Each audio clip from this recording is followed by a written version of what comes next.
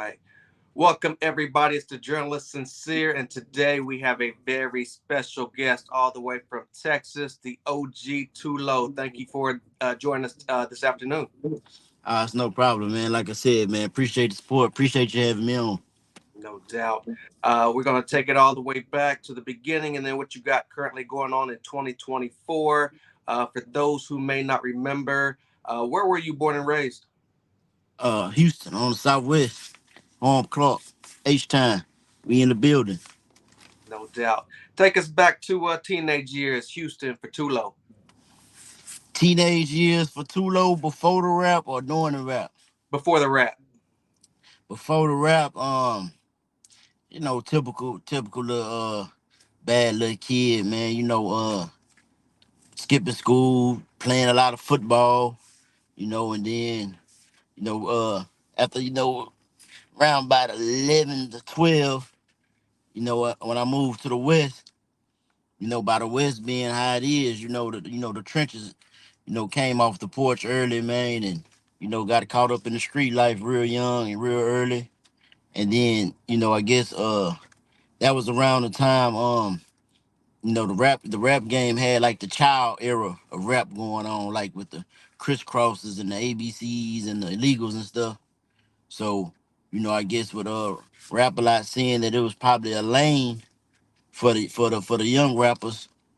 I was out there in the streets doing what I was doing, and by Rap a Lot being the type of label they are, I guess they was like, man, hey, we gonna shoot our shot this way.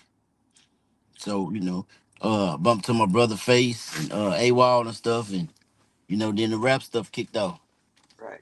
Talk a little bit about your relationship with Scarface and AWOL from Black Monks. How did you meet them, and how did they know that you were into rap at the time? To be honest with you, rap never was like a dream or passion or a thought or nothing. So it was like, I was in the streets doing what I was doing. I guess my name was getting around, getting around. And then I had bumped into like AWOL like at the store. And I had tried to sell him like some weed or something. And he was like, what your little badass doing out here, man? And then, I had seen like the rap a lot on their shirts and stuff when they used to always be in the apartments that I was in. So I was like, asking them what they do and all that other stuff. And they were like, you rap? I was like, nah. But he was like, man, just start coming over to the studio. AY was like, man, just start coming over to the studio, where we be at.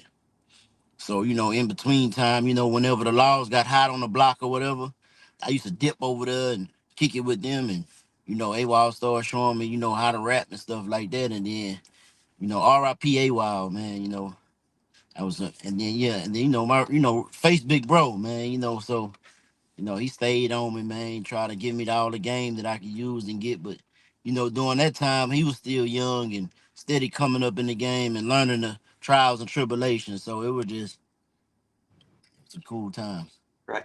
What year are we talking about here? You dropped your debut '93. So what would you say that year was that you started coming to the studio and seeing what was going on at Rap Lot? I say about 9-2. Okay. I think they had the mind playing tricks on me was just put them where they needed to be, and they was getting ready to do the Till Death Do Us Part album, the Ghetto Boys Till Death Do Us Part. So like 9-3, 9-2, 9-3. Okay. What was that creative process like? You say you really wasn't into rap at the time. What was AWOL and maybe Scarface showing you as far as putting together your bars and coming up with a It was fun, man. It was just seeing them create the beats for one, and then it was just like at first they'll just let me write whatever it is that I want to write, and I'd be like, they were just like, man, just put your life on paper, man. Just talk about what you be doing.